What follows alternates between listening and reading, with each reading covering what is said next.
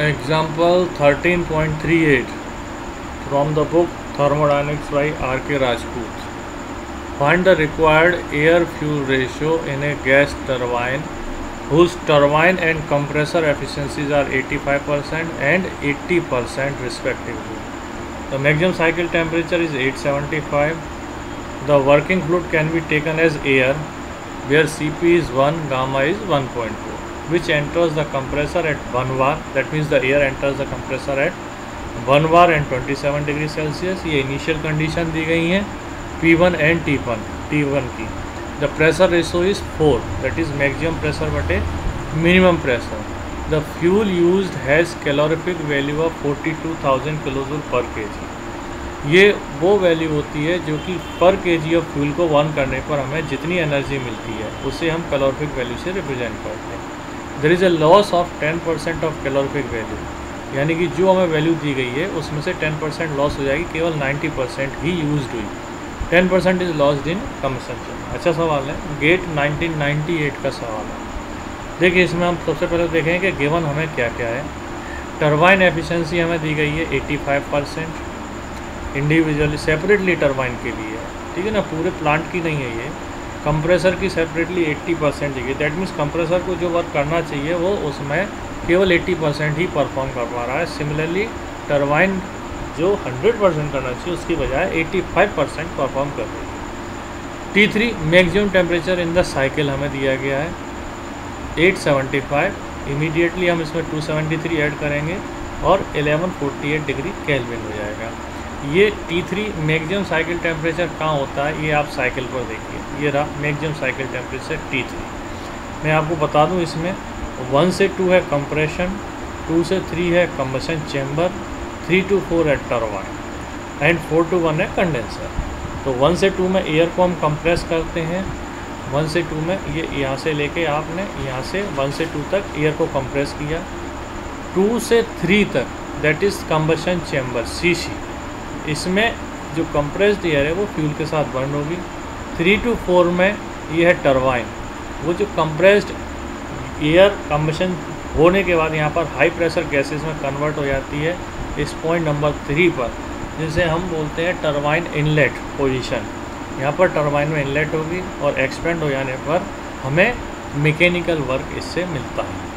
अब इसमें मैं आपको यहीं ये और क्लियर कर दूँ कि 1 से 2 और ये 1 to 2 डैश क्या है, ये 2 डैश. सिमिलरली यहाँ 3 to 4 एंड 3 to 4 डैश क्या है. 1 to 2 is isentropic compression, but because हमें इसकी एफिशिएंसी दी गई है शायद 85%, जो भी है वो 85% क्या शो कर रही है कि हमें इसमें कंप्रेसर को आइडियली तो सिर्फ 1 से 2 तक हमें कंप्रेस करना पड़ता है, लेकिन अब हमें जो 2 पॉइंट है 2 ना मिलकर एक्चुअली हमें 2 डैश पॉइंट पर मिलेगा. ठीक है. सिमिलरली टरबाइन का वर्क हमें 3 to 4 मिलना चाहिए था, बट ये अब हमें कितना मिलेगा 3 to 4 डैश. तो जो हम कैलकुलेशंस करेंगे, अभी पहले जो सवाल हमने किए होंगे उनमें हम 1 की कंडीशन दी होती थी T2 कैलकुलेट कर लेते थे. सिमिलरली 3 दिया होता था 4 कैलकुलेट कर लेते थे. और टरबाइन वर्क हम करते थे MCP T3 minus T4. Similarly अगर हमें कंप्रेशन वर्क करना होता था तो हम करते थे MCP T2 माइनस T1. लेकिन अब नहीं ऐसा होगा बिकॉज एफिशिएंसीज दी हुई है, इसलिए अब कंप्रेशन वर्क हो जाएगा T2 dash minus T1. Similarly turbine work होगा T3 minus T4 dash. MCP तो रहेगा साथ में MCP T3 minus T4 dash. Similarly यहाँ भी MCP T2 dash minus T1. ये इसमें चेंजेस आ जाएंगे. हम वापस चलते हैं कि हमें क्या क्या गिवन था वहाँ पर थे. तो टरबाइन की एफिशिएंसी दी गई है, कंप्रेसर एफिशिएंसी दी गई, मैक्सिमम टेम्परेचर आपको बता दिया क्या दिया है. इनिशियल टेम्परेचर T1 27 डिग्री दिया है, 273 ऐड कर लिए.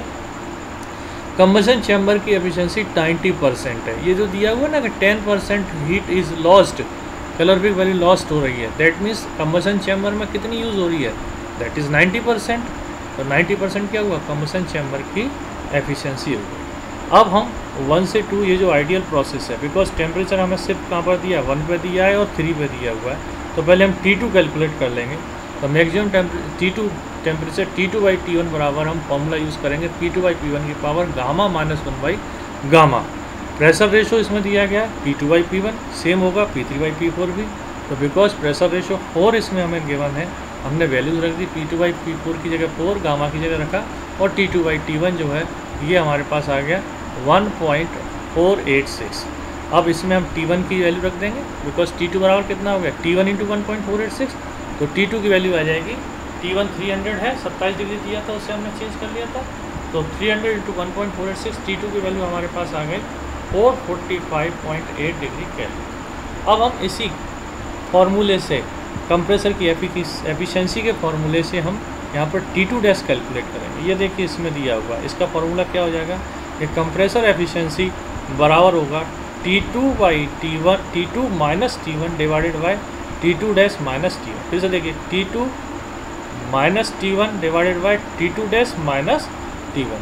इसमें हमने वैल्यू रखेंगे, T2 की वैल्यू हमें 445 ये कैलकुलेट कर चुके हैं, T1 300 गिवन है हमें, ये T2 डैश कैलकुलेट करना है, और T1 300, और एफिशिएंसी कंप्रेसर की 0.8 दी गई है।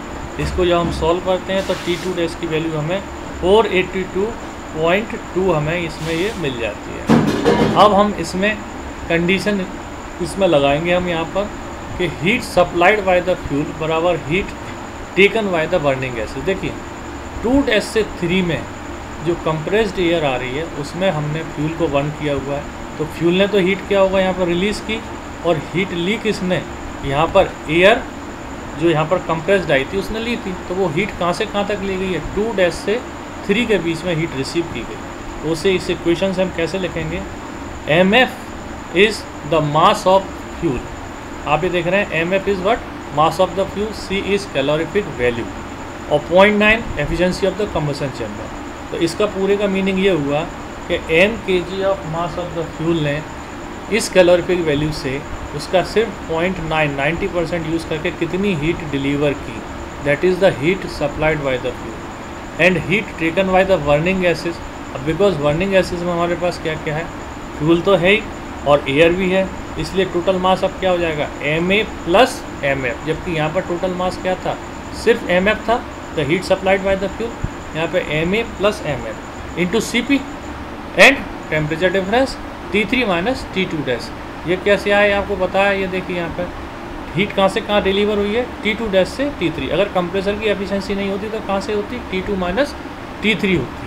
तो इस केस में फिर से देखिए 90% कंबशन चैम्बर की एफिशिएंसी, तो फ्यूल एफिशिएंसी 0.9, फ्यूल का मास MF into C calorific value, ये पूरी टर्म हो गई heat supplied by the fuel, और ये टर्म हो जाएगी heat received by the burning gases, that is Ma plus MF into CP into T3 minus T2 dash.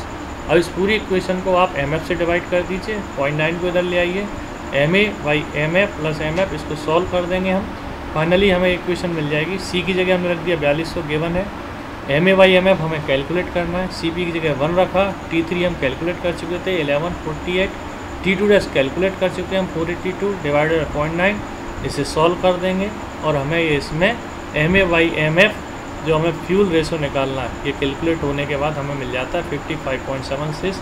इसको हम एक राउंड फिगर में 56 वैल्यू दे देते हैं, देयरफॉर द रेशो इज़ 56:1।